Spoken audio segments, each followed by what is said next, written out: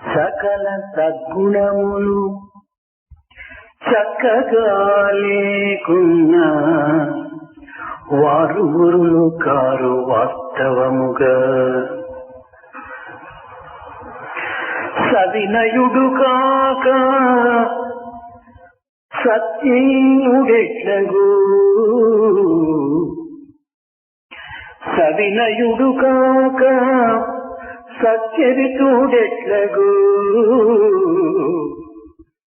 ఉన్నమాట తెలుపుచున్న మాట. If one were not to possess good thoughts and ideas and virtues and noble traits, or if these were not to be found in a person, certainly and truly he cannot be regarded as a human being. Without a trace of humility, how can one regard oneself as a noble or a great one? This is the word which is as it is, which I am communicating to you. జాతి భేదము లేక జనులకు ఆశ్రయమిచ్చి, జాతి భేదము లేక జనులకు ఆశ్రయమిచ్చి, సర్వసమత్వంబు చాటుతరులు. తనువుపై మనకింత తమకంబు వలదంచు, తనువుపై మనకింత తమకంబు వలదంచు, చలి ఎండవానల సైతుగిరులు రేపు మాపటి కంచు వాపోవలదంచు, రేపు మాపటి కంచు వాపోవలదంచు, విహగముల్ సంతృష్టి విద్యగరపు.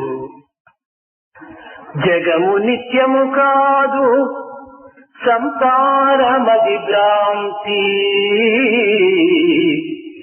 జగము నిత్యము కాదు సంసారమది భ్రాంతి అని ప్రాణమును వీడి తనిడివారు.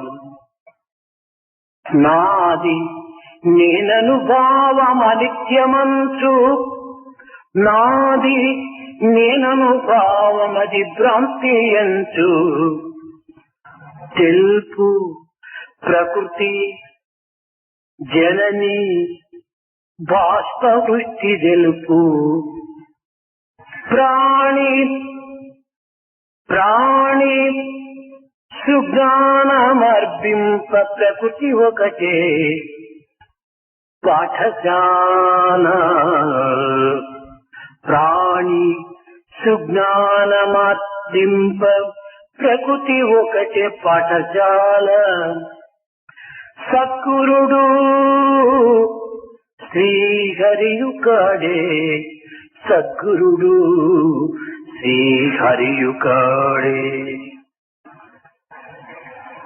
Without any distinction and differentiation being brought about in terms of caste or creed, but that one should be extending one's protection to one and all, without conferring the total sense of attachment, and without believing that this body is all, be it cold, be it heat, be it rain. Do not get carried away by these superficial things that might come. Do not indulge in talk about today, tomorrow and the day after. This is not what a true education should aim at. Realize that you should get to know that this world is truly not a reality. It is not truth proper. And do not get deluded into believing that this samsara is the be-all and end-all of life. To this extent, one should be prepared even to set aside and discard one's own life for the sake of getting this realization.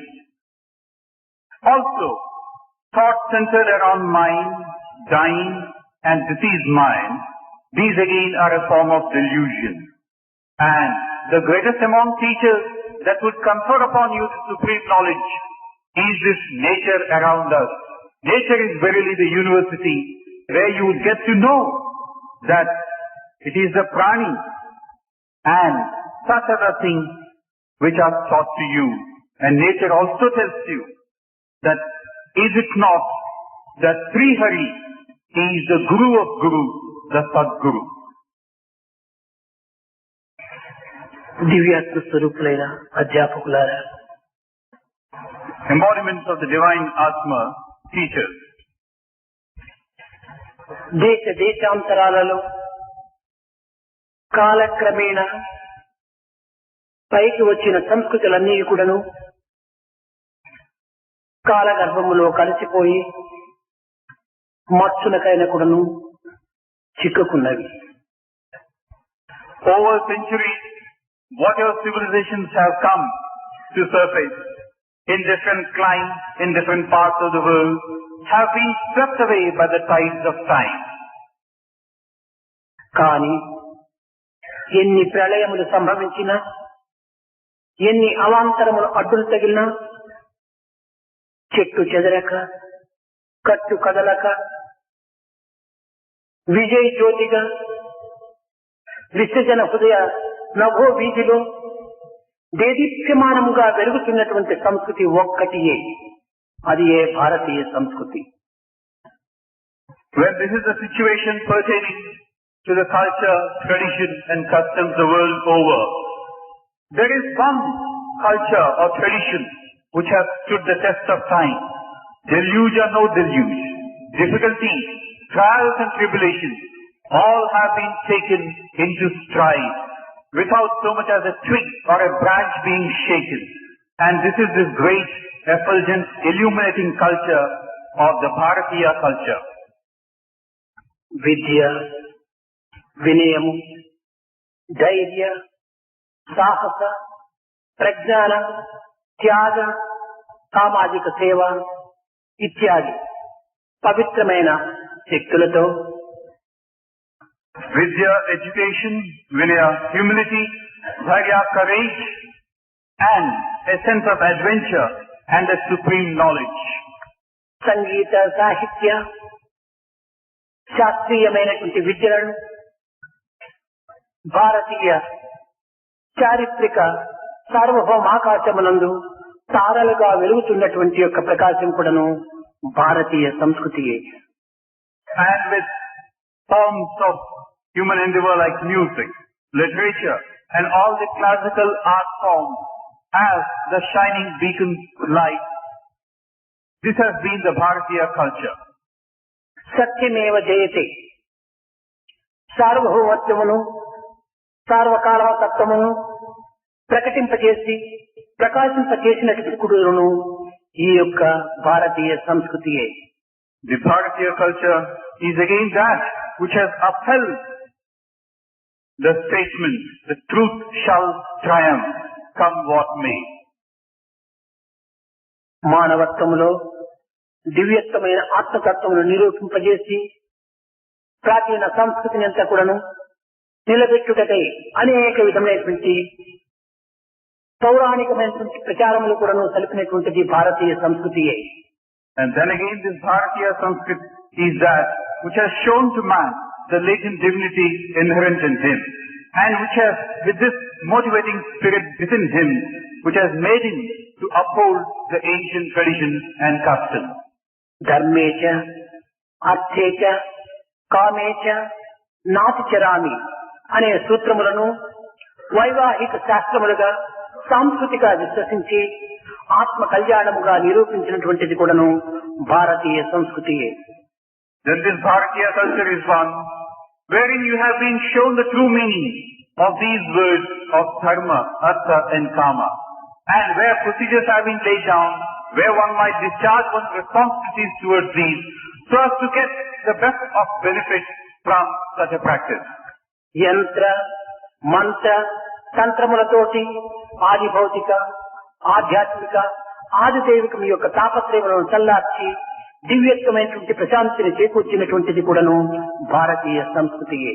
Then again the Bharatiya Sanskrit has for its distinctive feature that knowledge pertaining to these tantra, mantra or the machinery, yantra, by virtue of this one has been able to secure peace of mind in the physical existence, mental and spiritual field. అగ్ని ఒక్కటే అయినప్పటికీ అనేక రూపములుగా ప్రకాశిస్తున్నట్టుగా ఆత్మ ఒక్కటి అయినప్పటికీ అనేక రూపనామములు ధరించినదని ఏకాత్మ భావమును శాసించినటువంటిది కూడాను భారతీయ సంస్కృతియే.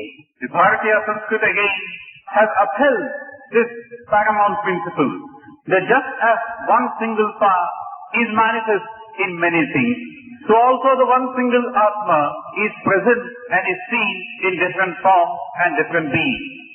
ఏ దేశములకైనా ఏ మానవులకైనా ఏ యొక్క కాలమునందైనా కూడాను మానవులకు శీలమే ప్రాణమని శీలమే భూషణమని శాసించి శీల నిమిత్తమై అనేక విధములైనటువంటి ప్రయత్నములకు పూనుకున్నటువంటిది కూడాను భారతీయ సంస్కృతియే.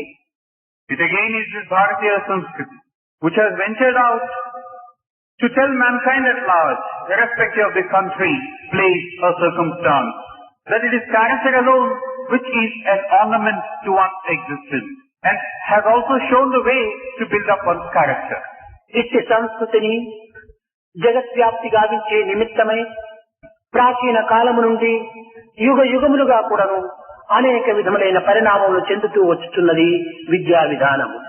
So it's in tune with spreading this rich storehouse of knowledge the world over.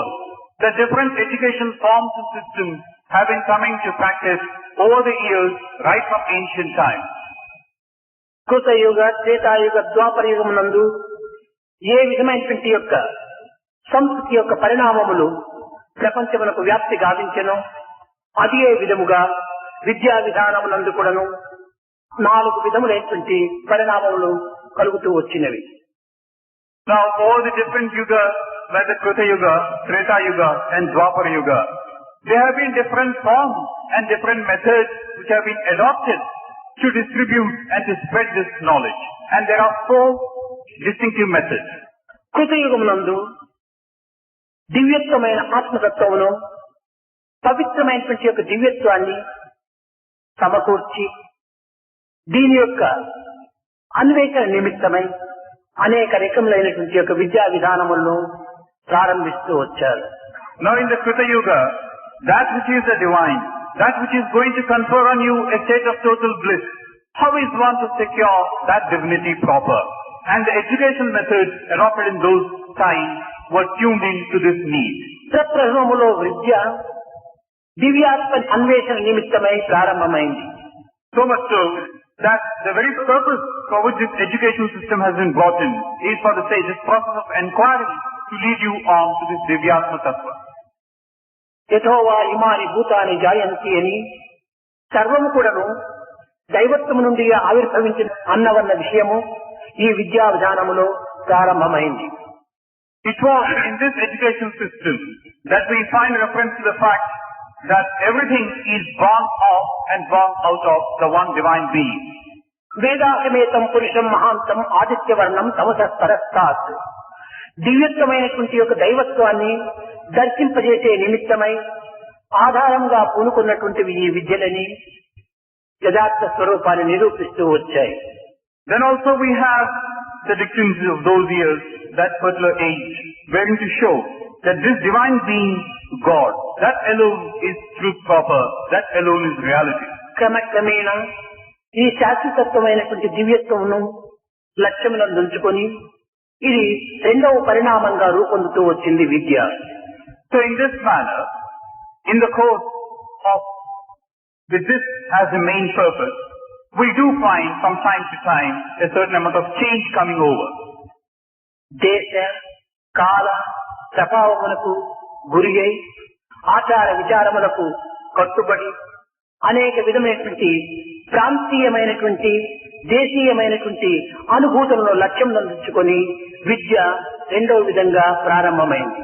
The second phase in this evolution of education consisted in taking into account the country, the place and circumstance, as also the customs and traditions prevailing in those places at those times. ఈ సాంప్రదాయములతో కూడినటువంటి విద్యను ఒక సాంప్రదాయ విద్యగా భావించి ఆయా దేశమునకు, ఆయా కాలమునకు, ఆయా వ్యక్తిత్వమునకు అనుగుణంగా దీనిని మార్చుకుంటూ వచ్చారు. So this second change was brought about so much so that now we have a tradition-bound education system prevailing, pertaining to the needs of the people of those particular times and situations of circumstances. ఇది ఈ విధంగా నడుస్తూ ఉండగా వస్తువుల యొక్క పరిణామములను ఆధారంగా చేసుకొని దివ్యత్వాన్ని లక్ష్యం నందుంచుకొని పదార్థం యొక్క పరిణామమే ప్రధానమైనటువంటి యొక్క మార్పుగా తీసుకొని మూడవ విద్యగా ప్రారంభమవుతూ వచ్చింది. From this, we go on to the third phase where certainly the end product, that the divinity aspect is the end goal.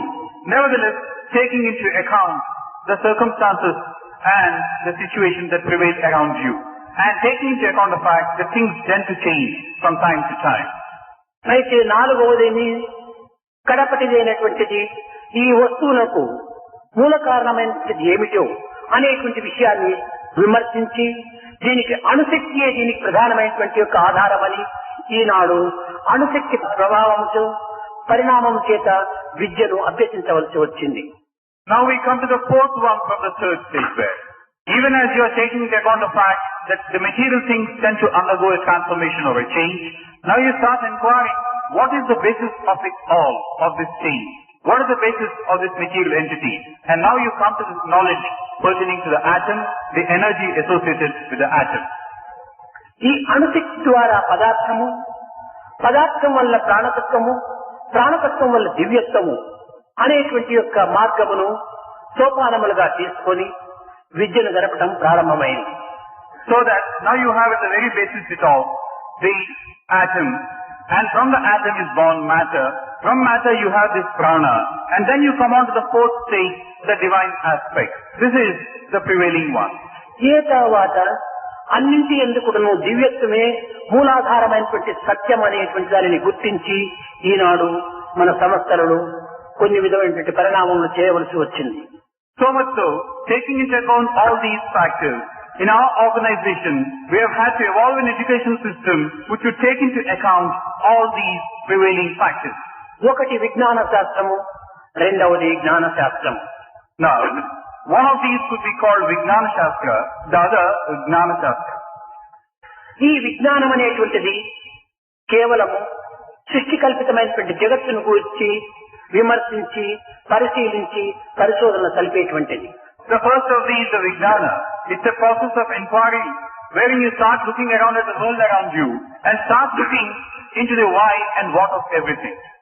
కేవలం పదార్థం యొక్క పరిశోధనలు మాత్రమే ఈ విజ్ఞానం నందు ఇమిడి ఉంటుంటాయి. All that you have in this process of scientific inquiry is unraveling the mysteries of material things. అయితే ఈ విజ్ఞానం ఎక్కడి నుంచి ప్రారంభమైంది? But then where has this Vijnana of science come from? సైన్సియా అనేటువంటి యొక్క లాటిన్ పదముల నుండి ఇది ప్రారంభమైంది. Now this word science has its origin in this Latin word scientia. ఈ సైన్సియా అంటే ఇది ఒక విధమైనటువంటి యొక్క సత్యాన్వేషణ అని కూడా తెలుసుకుంటాము అని చెప్పవచ్చు. Scientia means the search for truth. ఇంకా విజ్ఞత అనేటువంటి యొక్క వేదాంతమునకు దీనికి వేదం ఆధారము. For this you have as a basis is the Veda. వేదము విత్ అనేటువంటి ధాతువు నుంచి ప్రారంభమైంది. Now this word Veda is born of with. With అనగా కూడాను తెలుసుకొనుటే అని అర్థము. Now here again with means trying to know. ఏ తర్వాత విజ్ఞానము విజ్ఞత రెండు కూడాను సత్యాన్వేషణ సల్పుట ఎందే ప్రారంభమైంది. So either Vijnana, science, or Vijnata, both have only one end in view, the search for truth. అయితే విద్య ఈ యొక్క విజ్ఞానమున కంటే చాలా పూర్వముగా ప్రారంభమైనటువంటిది అనేటువంటిది మనకు అర్థమవుతుంది.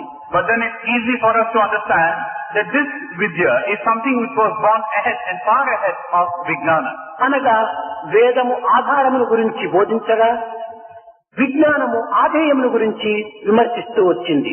That is, whereas the Vedas try to tell you what it is that is at the basis of things, this Vijnana tries to tell you why a particular thing should be in a certain way. విజ్ఞానము కేవలము దృశ్యకల్పితమైనటువంటి జగత్తును విచారణ చేస్తూ వచ్చింది. Now this Vijnana tends to look at what you see around you. సృష్టి యొక్క విచారణయే విజ్ఞానం యొక్క లక్ష్యంగా తీసుకొంటూ వచ్చింది. And by way of trying to unravel the mysteries of nature, that is Vijnana. ఈ సృష్టికి మూలాధారమైనటువంటి యొక్క సృష్టిగత తత్వాన్ని విచారణ చేస్తూ వచ్చింది వేదము. But then the Veda, as against all this, tries to look at the one who has created all this. కనుక స్థిరమైనటువంటిది వేదము, చరమైనటువంటిది విజ్ఞానము. So that which is lasting and a permanent one is Veda, that which tends to change in this time. కనుక ఈ విజ్ఞానం అనేటువంటిది కేవలము అంత్య సత్యాన్ని మాత్రం బోధించటకు సాధ్యము కాదు. So this science cannot possibly tell you the end product, the end truth. అప్పటికి అప్పుడు తాము అనుభూతులను అందుకున్న అనుభూతులను మాత్రమే బోధిస్తూ వస్తుంది విజ్ఞానం. Now the science can at best tell you what is transpiring at the moment. 10 సంవత్సరములకు పూర్వము ఏది సత్యమని విశ్వసించిరో అట్టి విజ్ఞానుడు ఈనాడు దానిని అసత్యమని భావిస్తూ వస్తున్నారు. Now science 10 years ago would have realized something as the truth proper, and now you would believe it is not truth. మానవత్వమును కొలుచుటకు విజ్ఞానము సరి అయినటువంటి కొలతబద్ద కాదు. But then, in order to measure or gauge the greatness of man, science is not a true measure or unit. ఈ యొక్క science కు ఈ మానవత్వాన్ని కొలిచేటువంటి అధికారం కూడాను లేదు. Science also has no right whatsoever to gauge divinity. క్రమక్రమేణా ఈ యొక్క విజ్ఞానము అభివృద్ధి అవుతూ తాము నిర్ణయించినటువంటి యొక్క సూక్తులను జగత్తునకు వ్యాపింపజేసే నిమిత్తమై అక్కడ నుంచి సాంకేతిక విజ్ఞానము అని ప్రారంభమవుతూ వచ్చింది. Now by way of distributing the knowledge gathered thus in the field of science, we have a new branch branching out, Sanketika science. ఈ సాంకేతిక జ్ఞానం అనేటువంటిది సైన్స్ నుంచి అనగా విజ్ఞానం నుంచి పుట్టినటువంటి దానిని అమలులో పెడుతూ రావటం. Now this means that what you have tried to understand through the medium of science, you put it into an application form. Technology. కనుక ఈ యొక్క సాంకేతిక విజ్ఞానం అనేటువంటిది సైన్స్ ను అనుసరిస్తూ రావటం చేత దానిని అమలులో పెట్టుకుంటూ పోవటం దీనికి దూరదర్శిని. So here you have technology trying to put it in a concrete form, what you have learned through the medium of science, like you have the telescope, సూక్ష్మదర్శిని, like you have the microscope, స్థూల శ్రవణం, సూక్ష్మ శ్రవణం ఇత్యాది వాటితో ఇది ప్రారంభమవుతూ వచ్చింది. or measuring devices which can tell you a distancing or a nearby one. ఇవి television, Telegram, telephone, ఇలాంటి రేడియోలు ఇత్యాది అంతా కూడాను సాంకేతిక విజ్ఞానం యొక్క సంస్కృతులు. Now what you have, therefore, in the present day world of technology are these gadgets, the television, telephone, telegraph and the like. ఇలాంటివన్నీ కూడాను కేవలము ఇంద్రియములతో కూడినటువంటివే కానీ ఇంద్రియాతీతమైనటువంటివి కాదు. But then all these are those which are bound to the senses. They cannot transcend the sensory perception. విషయేంద్రియ యొక్క పరిజ్ఞానమే విజ్ఞానం అనేటువంటిది ఇక్కడ స్పష్టమవుతూ వస్తుంది. So here it becomes abundantly clear that that which is material basically is what you are studying through the medium of science. కన్నులే లేకుండా దూరదర్శి యంత్రం ఉండి కూడాను దానిని దర్శించలేము. If you do not have your eyes, you may have a television all right, but you cannot see what's on the screen. చెవులే ఉండినప్పటికీ ఎన్ని విధములైనటువంటి యొక్క శబ్దములు చేసినప్పటికీ దానిని మనము శ్రవణం చేయలేము. You do not have the ears in the first place. Any amount of sound and different notes being struck around you. కనుక సాంకేతిక విజ్ఞాన శాస్త్రం అంతా కూడాను కేవలం కన్నులచే, నోటిచే, ముక్కుచే, చెవులచే ఆధారపడి ఉండినటువంటిది. You cannot really have anything about the sounds going on around you. So you find that all that goes on in the world now through the medium of science and technology. క్రమక్రమేణా ఈనాడు ఈ యొక్క విజ్ఞాన శాస్త్రము వికృతి మార్గమును అనుసరిస్తూ వస్తున్నది. Are key to the eyes, the mouth, nose and the ears. Now what we find is everything is getting a distorted form in today's world. ఈ విజ్ఞాన శాస్త్రము ఎంత ఉపకారియో అంత అపకారి కూడాను. Now this science certainly is beneficial. At the same time it's extremely harmful. కానీ ఈ సత్యాన్ని గుర్తించుకొనలేక ఈనాటి యువకులైనటువంటి వారు, విద్యావంతులైనటువంటి వారు ఈ యొక్క విజ్ఞానమును అమితంగా శ్లాఘిస్తూ వస్తున్నారు. But today's youngsters do not know that this is what is of science, and they've gone praising and glorifying science. ఈ సైన్స్ అనేటువంటి విజ్ఞానం అనేటువంటిది పదునైన కత్తి వంటిది. This science is like a sharpened sword. ఈ పదునైన కత్తి పసిపిల్లల చేతికి ఇచ్చినప్పుడు ప్రమాదమునకు గురి చేస్తుంది. Now if you were to give a child a sharp knife, it might come to harm. కనుకని ఈ యొక్క పరిజ్ఞానము కలిగినటువంటి యొక్క వ్యక్తులు అనుభూతి యొక్క మార్గమునందు తమ యొక్క శక్తులను ప్రవేశింప చేయలేకపోవటం చేత ఈ యొక్క విజ్ఞానం అనేటువంటిది కేవలం ఒక అపకారమైన మార్గంలో ప్రయాణం సలుపుతూ వస్తుంది. So because this science is now in the hands of those who are not mature enough, who are not responsible enough, and who do not know how to make use of it, we are in the face of danger. విజ్ఞానమును ఆర్జించుటకు తెలివితేటలు ఎంత అవసరమో దానిని వినియోగించుటకు వివేకము కూడాను అంత అవసరం. To pursue science, you do need intelligence of a high caliber, but also you should be endowed with discrimination. కానీ ఈనాటి విద్యావంతులు కేవలము విజ్ఞానమును మాత్రమే పోషించుకుంటూ పోతున్నారు, కానీ వివేకమైనటువంటి విచారణా శక్తి వారికి శూన్యమవుతుంది. But then today's people, today's educated ones, they are furthering the cause of science without giving due regard to this cost of discrimination within themselves. కనుక ఏ విజ్ఞానమునైనా కూడాను మన వినియోగించుకునేటువంటి విధానంలో కొంత నిత్యానిత్య విషయ పరిశీలన అయినటువంటి వివేకాన్ని కూడాను మనం విచారించవలసి వస్తుంది. So, in any of these things pertaining to science and its achievement, it's necessary that in addition to what you have achieved, you must also have discrimination. అదే విధంగా ఈనాడు విద్యావంతులైన అధ్యాపకులకు తెలివితేటలు అమితముగా ఉండవచ్చును, కానీ దానికి తగినటువంటి గుణము కూడాను అత్యవసరం. In the same manner, today's teachers might be highly educated, all right, but alongside they should also have these good qualities in them. తెలివితేటలతో మన యొక్క గుణమును కొలచటకు వీలు కాదు. It's not possible for you to gauge your good qualities through your intelligence. మన శీల సంపత్తి ధనమిచ్చి కొనుక్కునేటువంటి పదార్థం కాదు. Our character is not a thing that you could buy for money. నిత్యాచరణ ద్వారా నిత్య సాధన చేతను విచారణ చేతను దీనిని పొందవలసి వస్తుంది. Through your day-to-day endeavor, through your day-to-day behavior, this is something which has to be earned by you. కనుకనే ఈనాటి విద్యావంతులకు మొట్టమొదట వినయము, ప్రేమ, త్యాగము, సహనము అనేటువంటి ఒక గుణములను నేర్చడానికి ప్రయత్నించాలి. So today, what we must try and teach others is humility, love, sacrifice, forbearance, and such other virtues. స్వార్థము, అహంకారము, అసూయాది దుర్గుణములు ఈ పిల్లల హృదయం నుండి కూడాను తీసివేయడానికి పూనుకోవాలి. And we should endeavor to remove these traits of selfishness, anger, hatred, and the like. ఏ యొక్క విద్యార్థి యొక్క హృదయములో స్వార్థము, అసూయ, క్రోధము, ఉద్రేకములు కాపురము చేయుచుండును అట్టి విద్యార్థి ముందునకు రాలేడు. That student who has given room within his heart to selfishness, jealousy, anger, and an emotional upheaval can never come forward in life. జీవిత అంతరాంతరాంతంలో ప్రవేశించేటువంటి యొక్క ఆత్మశక్తిని ఆ విద్యార్థులకు ప్రబోధిస్తూ రావాలి. And such students should be given the course proper pertaining to the Atma and the Atma Tattva. కనుక అధ్యాపకులకు సరి అయినటువంటి యొక్క గుణములను పోషింప చేసుకునే నిమిత్తమై మొట్టమొదటి తాము కూడా కొంత సాధన చేయాలి. So in order that the teachers in the first place are endowed with what they must try and teach the others, they must undertake sadhana. ఈ విశ్వమనేటువంటి విద్యాలయములందు సరుగులు కూడాను విద్యార్థులే. Now this universe is Vidyalaya, a big college or university, and everybody is a student. భూమిని దున్నేటువంటి కర్షకుడు కాని, The farmer who cultivates the field, కర్మాగారం నందున్నటువంటి కార్మికుడు కాని, or a worker who works in an industry or a factory, బజారు నందున్నటువంటి వ్యాపారి కాని, or a vendor in the street, కవి కాని, రవి కాని, కవి కాని, రవి కాని, a poet, or be it anybody else, దేశ దిమ్మరి కాని, or one who's just lazying about, నీవు, తాను, ఇతను అందరూ కూడాను ఈ విశ్వమనేటువంటి విద్యాలయములో విద్యార్థులే. Irrespective of who you are and what you are doing, you are basically a student.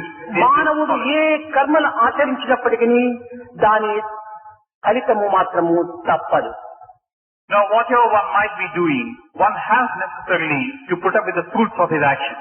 కవి వ్రాసి కొట్టివేస్తాడు. Now the poet writes something and strikes it off. Ravi సిద్ధి రంగులు సిద్ధి తుడిచివేస్తారు. Now a painter, he might paint a few colors, again erase them. ఈ కొట్టటము ఆ తుడచటము రెండు కూడాను తన యొక్క కళకు అభివృద్ధిని అందిస్తూ వచ్చాయి. So either the striking off what you have written or erasing what you have written is in tune with what you want to do. కనుక మానవుడు మంచి చేసినా చెడ్డ చేసినా మానవుని యొక్క భవిష్యత్తులకు అవి ఒక విధమైనటువంటి సోపానములుగా ఏర్పడుతూ వస్తున్నాయి. So either you do good or you do bad now. They are like a stepping stone to what comes your way at a future date. అసూయకు బాధలే ఫలితములు. Now if you are jealousy, then difficulties are yours. ద్వేషమునకు ద్వేషమే ఫలితము. If you hate, then hatred is your result. హింసకు హింసనే ఫలితము. If you indulge in violence, then you are going to be hurt yourself. ఒక వీరుడు యుద్ధములో తన యొక్క విజయాన్ని సాధించవాలన్నా ఈ యుద్ధములకు రెండవ యుద్ధము ఇందే తీరాలి. Now if you really wish to secure victory, then for this battle you have another battle to perform. అదే విధముగానే మానవుడు తనను తాను ప్రేమించుకునే నిమిత్తమై చేసేటువంటి ప్రతి కర్మల యందు కూడాను పరులను కూడాను ప్రేమించాలి. So in this manner, in whatever one does, if a human being wants to love others, or wants others to love him, he should love others. పరులను ప్రేమించక తనను తాను ప్రేమించుకోవటం సాధ్యం కాదు. Or rather, without loving others, he cannot love himself. కనుక తనకు తాను ఉపకారం చేసుకోవలసినటువంటి వ్యక్తి పరులకు ఉపకారం చేసినప్పుడే తనకు తాను కూడా చేసుకోగలడు. In the same manner, if he wants to help himself, the first step for him is to help others. That is the way to be helping himself. ఈ విధమైనటువంటి యొక్క ప్రాచీన సంస్కృతిని పురస్కరించుకొని ఈ దివ్యత్వమైన ఆత్మతత్వాన్ని లక్ష్యం ఉంచుకొని మనం ఈనాడు విద్యార్థులకు విద్య గడపడానికి ప్రయత్నించాలి. So this is what we should have in view. These ancient customs and traditions of ours, and the fact that it is this divine element that has to be ultimately brought home. కేవలం పదార్థ విజ్ఞాన శాస్త్రమైనటువంటి physics, chemistry, botany, zoology ఇలాంటి subjects మాత్రమే పోషించడం చేత కేవలము తనకు ఉదర పోషణకు మాత్రమే అవి పనికి వచ్చును కానీ దివ్యమైనటువంటి యొక్క శీల గుణములకు ఏమాత్రం కూడాను అవి అవసరం కావు. Now today's studies consist in the pursuit of subjects like physics, chemistry and the like, all of which have to deal with matter as such. There is no place in them wherein you are told the divine aspect of your own being, and the character is the ultimate purpose. ఈ పదార్థములకు మూలాధారమైనటువంటి యొక్క పదార్థాన్ని కూడాను ప్రజలకు బోధించడానికి Now ప్రయత్నించారు. there is that which is at the basis of all this matter, and that basis in the first place should be brought home to you. అధ్యాపకులు ఆచరణ రూపమైనటువంటి ప్రచారములు కలిపినప్పుడే ప్రబోధన చేసినప్పుడే ప్రజల యందు విశ్వాసం కూడాను బలపడుతుంది. If teachers were to come forward by trying to put into practice what they are trying to preach, then certainly you can attract others. ఈనాడు విద్యావంతులు కాని పండితులు కాని ప్రబోధించేటువంటి విషయాలపైన శ్రద్ధాభక్తులు లేకపోవటకు కారణమేమిటి? Now today if you find that educationists and all the other scholars, if they are not able to bring to bear what they really want to do, what's the cause? ప్రజల లోపల శ్రద్ధాభక్తులు అభివృద్ధి కావాలన్నా బోధించేటువంటి యొక్క వ్యక్తుల యందు సరి అయినటువంటి ఆచరణ రూపమైనటువంటి యొక్క ప్రవర్తన మనం నిరూపించాలి. Now if you want an element of diligence and devotion on the part of those who listen to you, then we should in the first place give due regard to them. బోధించే వ్యక్తి యందు ఆచరణ లేక కేవలం బోధన యందు మాత్రమే ఉండినప్పుడు ఈ యొక్క బోధనలు వినేటువంటి యొక్క ప్రజలు దీనిని విశ్వసించలేరు.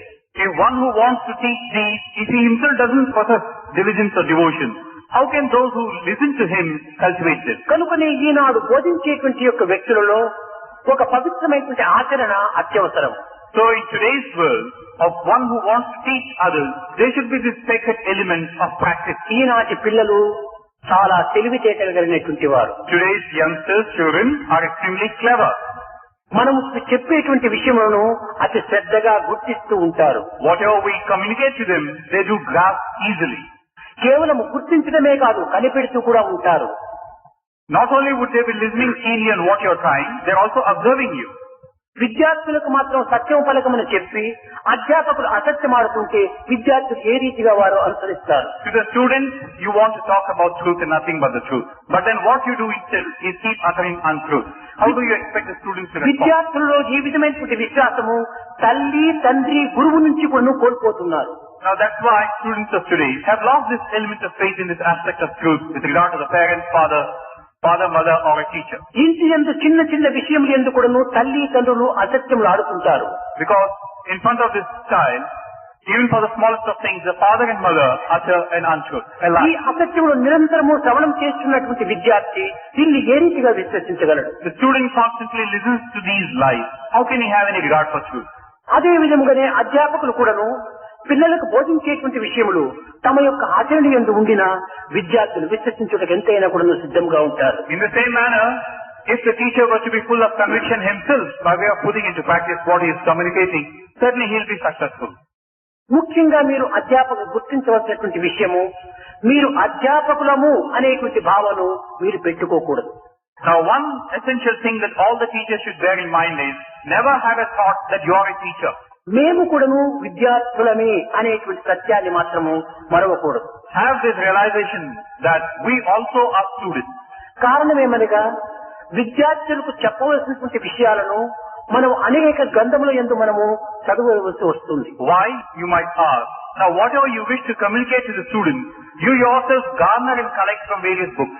మొట్టమొదట మనం అన్ని విషయంలో తెలుసుకున్నప్పుడే కదా విద్యార్థులకు బోధించడానికి వీలవుతుంది. Only when we ourselves have learned everything are we in a position to communicate that to the students. కనుక నీవు కూడాను నేర్చుకునేటువంటి స్థానంలో ఉండట చేత నీవు కూడాను ఒక విద్యార్థియే. So you are also in the position where you are learning things. So you are basically a student. ఇంతే కాదు, మన సత్యసాయి విద్యా వికాసములందు అధ్యాపకులుగా అయినటువంటి యొక్క గురువులు అనేక విధములైనటువంటి తమకు తెలియనటువంటి గ్రంథములు కూడాను ఈనాడు పఠించడానికి ప్రయత్నిస్తున్నారు. Not only this, the teachers associated with our organizational activities and all of them who take part in these classes, they are reading various books about which they know little. ఈనాడు విద్యా బాల వికాస్ యొక్క అధ్యాపకులే మీరు కాకుండా నిజంగా మీరు కూడాను భారతము, భాగవతము, రామాయణము, భగవద్గీత, ఉపనిషత్తులు ఇత్యాది గ్రంథములు మీరు చదివి ఉండేవారు కాదు. Like for instance, if you had not become these Bal Vikas teachers, you too would not have made an attempt to study and learn what is contained in the Bharata, Bhagavata, the Upanishads and all the other sacred texts. కనుక బాల వికాస్ యొక్క అధ్యాపకులుగా మీరు తయారు కావటం చేత మీకు ఈ విధమైనటువంటి ప్రాప్తి కూడా ఒకటి లభిస్తూ వస్తుండాలి. So because you have become Bal Vikas teachers, you are given this prapti or the good fortune.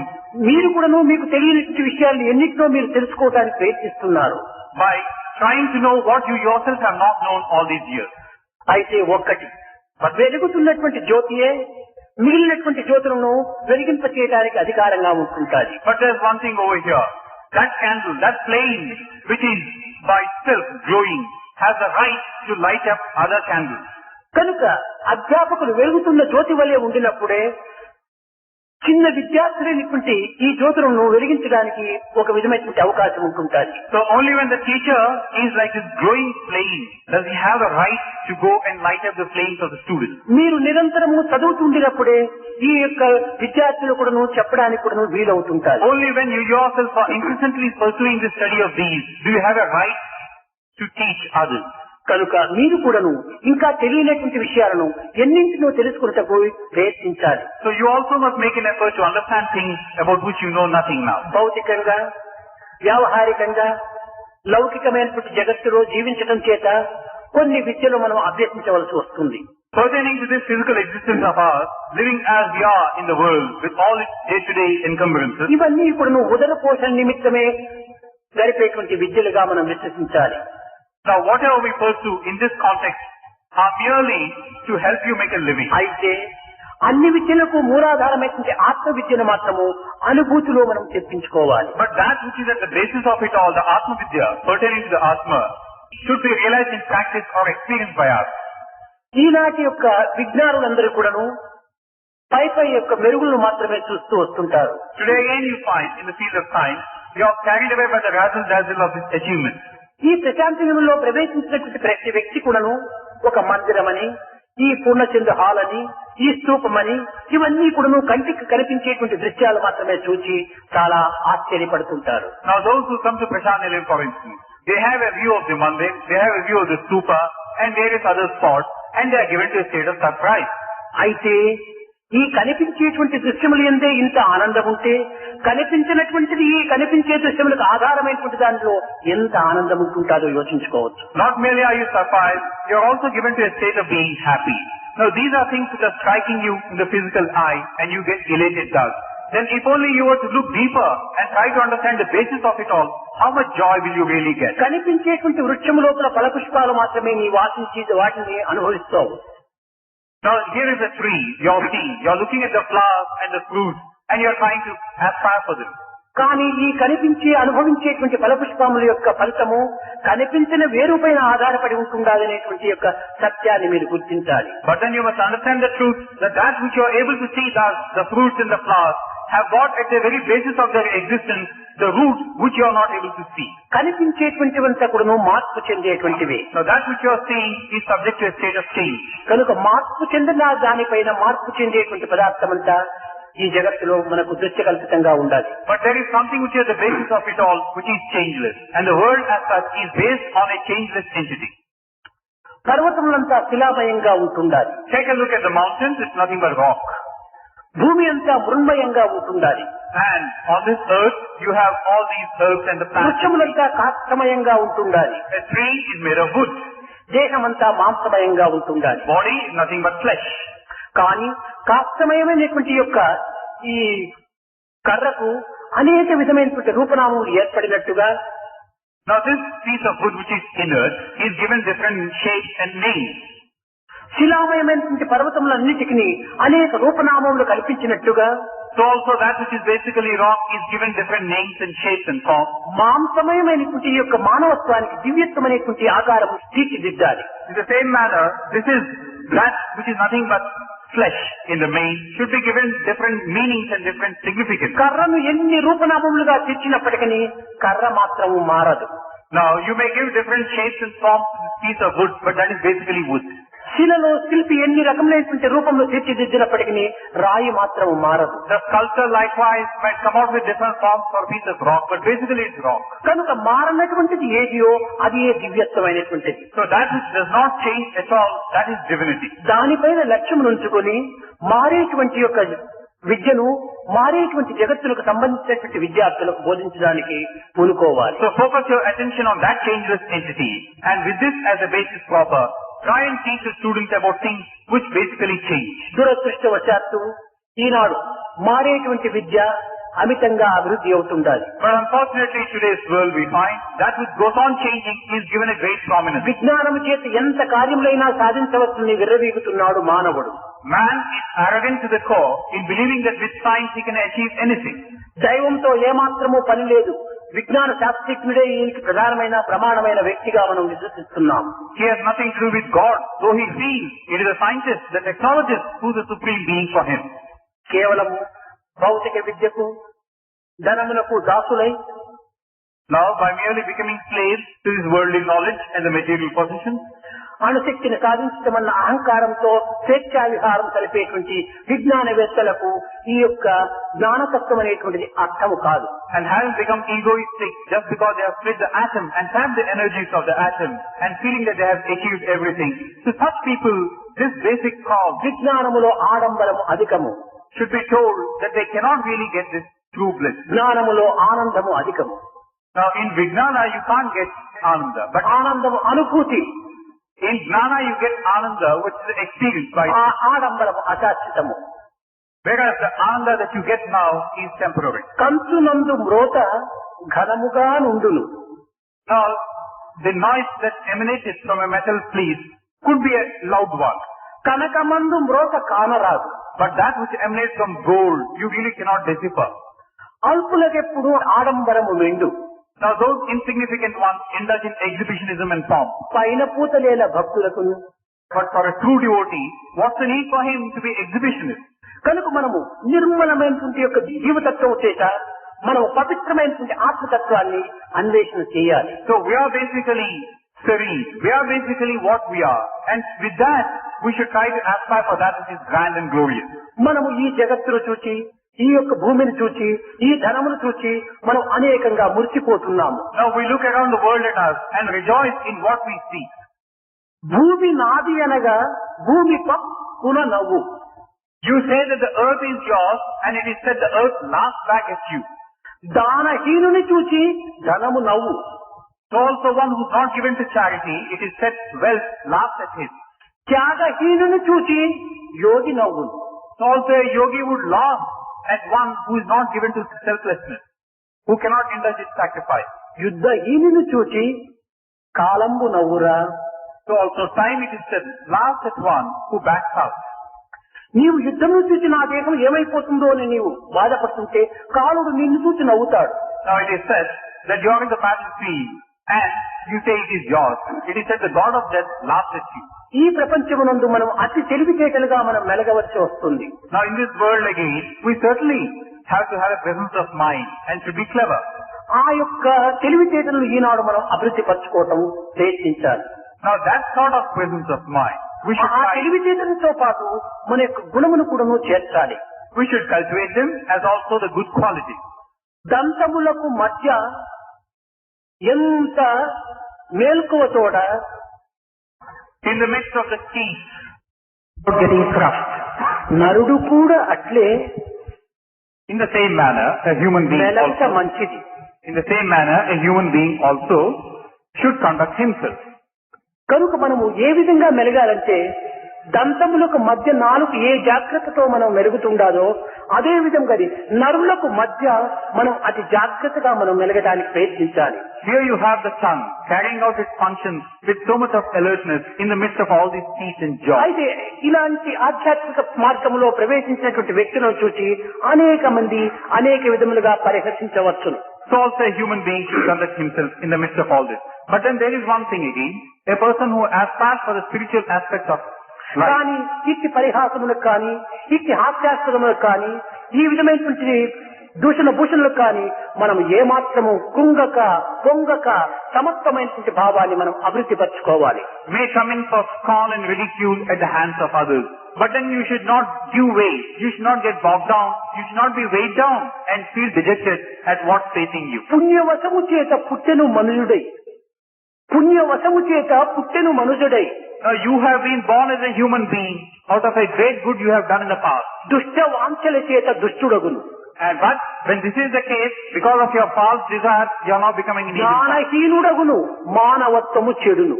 You have lost all sense of your gnana, knowledge, and you have become a bad and evil one. కనుక మానవత్వాన్ని మనం సార్థకం చేసుకునేటువంటి యొక్క పవిత్ర కాలాన్ని మనం అనుభవించాలి.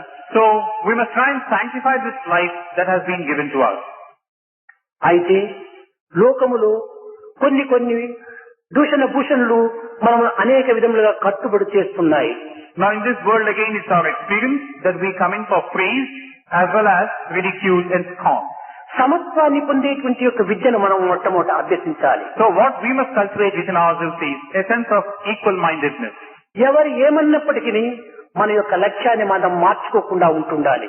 Let anybody say what he or she pleases, but let's not lose track of our goal. ఈనాడు విజ్ఞాన విషయం లోపల విరివిగా అభివృద్ధి కావటం చేత దైవత్వాన్ని కూడా విస్మరించేటువంటి యొక్క మార్గము ఏర్పడుతుండాలి. Because of the rapid strides made in science and technology, one has forgotten divinity.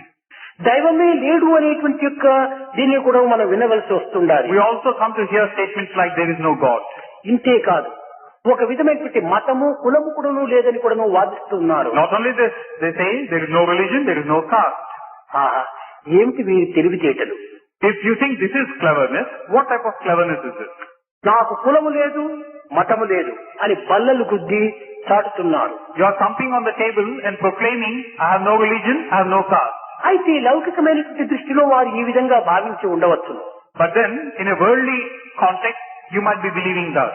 హిందువులనేటువంటి మతము, బౌద్ధులనేటువంటి మతము, ముస్లింలనేటువంటి మతము, క్రిస్టియన్స్ అనేటువంటి మతము, జైనులనేటువంటి మతము, పర్షియన్లు అనేటువంటి మతము, పార్సీలు అనేటువంటి మతము, ఇలాంటి బుద్ధులనేటువంటి మతము, ఇవన్నీ కూడా మతములుగా వారు భావించి ఇలాంటి మతములు మాకు లేవు అని వారు భావించి ఉండవచ్చు.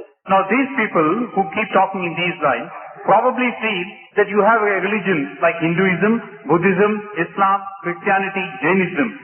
But then you have the Persians, you have the Parsis, you have the Buddhists. Possibly they have this in view when they keep making such statements. ఇవి లేవని చెప్పడంలో కూడా కొంతవరకు మనము సంతసించవలసినటువంటి విషయమే. Now if really one were to say that these things do not exist, కానీ మతమనగా ఇలాంటి సంకుచితమైనటువంటి యొక్క హద్దులతో కూడినటువంటి దానిని మతం అనేటువంటి భావము మన యందు ఉంచుకోరాదు. but certainly we also have occasion to be happy about such statements. But then the basic fault is, by mata or religion, we should not confine it to such a narrow outlook. ఈ మతములకు religion అని English లో చెప్తారు. Now the word mata, translated into English, is given as religion. ఈ religion అంటే ఏమిటి? What is this religion? Religion of love. This religion is the religion of love. ఈ ప్రేమని మన యొక్క మతము. This love is our religion. ఇది సర్వ మానవత్వానికి సమన్వయమైనటువంటి మతము. This love, this aspect of love is something which is common to సర్వ all మతముల mankind. యొక్క అభిమతము. It is the primary goal and aim of all different religions. అది ఏ సాయి మతము. That is the Sai Mata, Sai religion. కనుక ప్రేమ, ఈ ప్రేమ అనేటువంటి మతంలో లక్ష్యం ఉంచుకున్నటువంటి విజ్ఞానియే అయి ఉండినా నేను మతమును ఏమాత్రమో విశ్వసించనని చెప్పుటలో ఏమాత్రమో అర్థం లేదు. So if this educated one, the scientist, has this love as the ultimate purpose of our religion, would never so much as say that I don't believe in any religion. No faith in religion అంటాడు. He says no faith in religion. అనగా ప్రేమ పైన తనకు నమ్మకం లేదన్నమాట. It only means that he doesn't have any faith on love. ప్రేమ తనలో లేదన్నమాట. That means there is no trace of love in him. దేనిని ప్రేమించలేదన్నమాట. That he does not love anything. ప్రేమనే లేనటువంటి వాడు కేవలము ఒక మృత్యు జీవితంతో కూడినటువంటి వాడు. For whom there is no love at all, he is like a dead corpse. కనుక ఈ ప్రేమ లేదనేటువంటి వాడు సరి అయినటువంటి యొక్క అర్థాన్ని గుర్తించి చెప్పేటువంటి మాట కాదు. So one who does not understand this love, there is no point in his trying to talk about a religion or this love. Love is God, అతనే దైవం. Love is God and that is God. కనుక ప్రేమ లేదు ఉంటే దైవం లేదనే అర్థము. So if you say there is no love, there is no God. దైవం లేదు ఉంటే ప్రాణం లేదనే అర్థము. If there is no God, there is no prana, there is no life force. కానీ ఇలాంటి విజ్ఞానులందరూ కూడాను పెద్ద గొప్ప వివేకులుగా భావించుకుని విర్రవీగుతున్నారు. Now such people who claim to be educated, they pride on their intelligence. ఇంకా నాకు కులము లేదు అంటాడు. And then they say, I have no caste. కులం అనగా ఏమిటి? బ్రాహ్మణులు, వైశ్యులు, క్షత్రియులు, శూద్రులు ఇత్యాది సంకుచితమైనటువంటి యొక్క కల్పితమైనటువంటి యొక్క కూటములా? What is this caste? Is it a case of Brahmin, Vaishya, Sudra and the like? కాదు కాదు. Cost of humanity. Certainly not this. The caste is the caste of humanity. నిజముగా మానవత్వం లేదని చెప్పని ఏ విజ్ఞాని అయినా చెప్పుటకు ధైర్యిస్తాడా? Now, let he be a scientist of a high order. Can he ever say there is no humanity at all? కానీ ఈ మానవత్వమే నిజమైనటువంటి కులము అనేటువంటి సత్యం తెలియనటువంటి యొక్క విజ్ఞాని నాకు కులము లేదు అని బోధిస్తున్నాడు. So one who does not understand this basic truth, that there is only one caste and that is of humanity, keeps talking of saying, I have no caste. కనుక మనము కులము మతం అంటే సంకుచితమైనటువంటి హద్దులను మాత్రమే మనం ఆధారం చేసుకోరాదు. So in the present day connotation, when you start talking about caste and religion, you are being bogged down by narrow ends. మన యొక్క కులము మానవత్వమే. Our caste truly is the caste of humanity. మన యొక్క రిలీజన్ మతము ప్రేమనే. Our religion truly is the religion of love.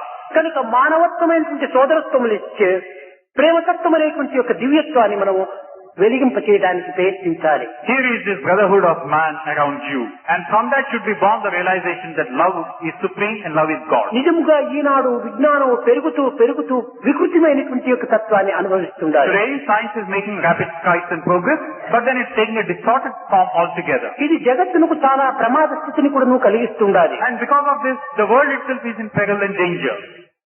దీనిని ఉపయోగించుకునేటువంటి విధానము వారికి గుర్తించుకోలేకపోతున్నారు. They are not in a position to utilize the benefits of science. విజ్ఞానమే దైవత్వం కాదు.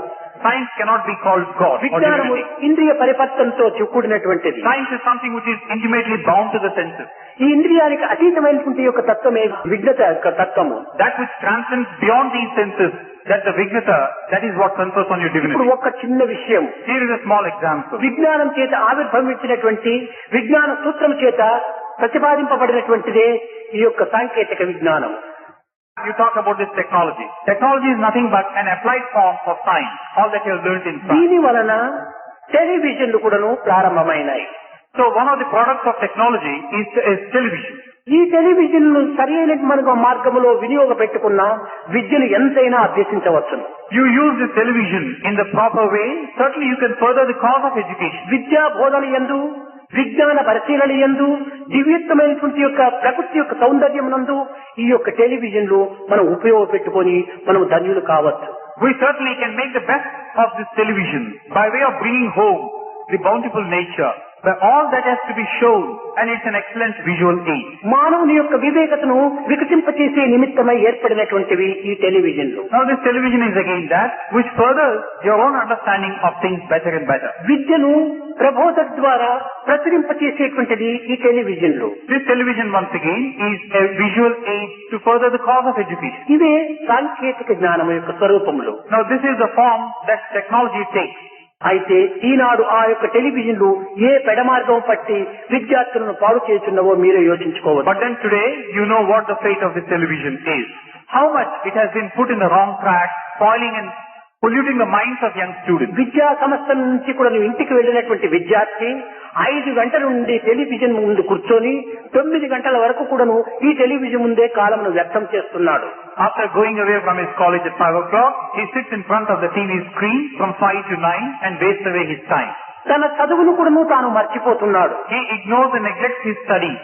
కనుక ఈనాడు ఈ యొక్క సాంకేతిక విజ్ఞానం అనేటువంటిది విద్యార్థులకు ఒక అపమార్గమును అవలంబించి చేస్తుండాలి. So in this we find a case where this technological benefit is being misused. ఈ television మంచిగాను ఉపయోగపెట్టుకోవచ్చును, చెడ్డగాను ఉపయోగపెట్టుకోవచ్చు. So there you have, the television can be used for a good purpose as also a bad one. ఉపయోగించేటువంటి యొక్క విధానాన్ని మనం గుర్తించి దాన్ని ఉపయోగించుకోవాలి. So everything depends upon the way you try to use it. ఈనాడు జగత్ యొక్క పరిపాలనలో అందరూ కూడాను అణుశక్తులే. Now again, in this world of ours today, the atom is reigning supreme. నక్షత్రములకు నక్షత్రముకు మధ్య, between one star and another, గ్రహములకు గ్రహములకు మధ్య, between one planet and another, కాంతి ప్రయాణం సలుపుతూ ఉండాలి. light travel. అదే విధముగానే జాగ్రత్తకు నిద్రకు మధ్య ఒక ఎరుకు ఉంటుండాలి. In the same manner, between the waking state and the sleeping state, there is something which makes a journey. No, that is consciousness. That is consciousness. ఈ యొక్క కాన్షియస్నెస్ అనేటువంటిది మనం గుర్తించడానికి ప్రయత్నించాలి. Now we must try to understand what this consciousness is. కనుక ప్రకృతి యొక్క పరిపాలన అనేటువంటిది ఏ రీతిగా ఉంటుండాలి? So what is it that governs? What are the laws governing this nature? Cosmic order, cosmic power. What is this cosmic order like? That should be your question. ఈ cosmic power అనేటువంటిది ప్రతి మానవుని ఎందుకును, ప్రతి అణువునందును, ప్రతి దీని ఎందుకును ప్రసరిస్తూనే ఉంటుండాలి. So here you have, it is the same cosmic power which is to be found between one planet and another, as also on the microscopic scale. కనుక ఏదో ఒక విధమైనటువంటి ఒక యంత్రములను మాత్రమే మనం నిరూపించి ఆ యంత్రముల ద్వారా కాస్మిక్ పవర్ మనము ప్రోగు చేసుకోవాలనుకోవటము ఇది పూర్వన్న అజ్ఞానం. This is what cosmic power is like. And through the medium of instruments and apparatus that you have devised, you want to understand this మన cosmic power. శరీరం నందు అణువునందు కూడాను ఈ కాస్మిక్ పవర్ ఉంటుండాలి. In our body itself, between one atom and another, you have this cosmic power. ప్రతి సంకల్పముకు మధ్యలో కూడాను ఒక కాస్మిక్ పవర్ ఉంటుండాలి. Between one thought and another, you have this cosmic power. దీనినే కాన్షియస్నెస్ అంటారు. You talk about it as consciousness. ఈ consciousness ను అదే చైతన్యం అని కూడా చెప్పవచ్చు. This is also called Chaitanya. ఈ చైతన్యము లేనటువంటి యొక్క పదార్థము లేక ప్రకృతి ఎక్కడ కూడా కనిపించదు. In this world, you cannot come across a substance or a material thing without this, సర్వత్రా చైతన్యమయమే.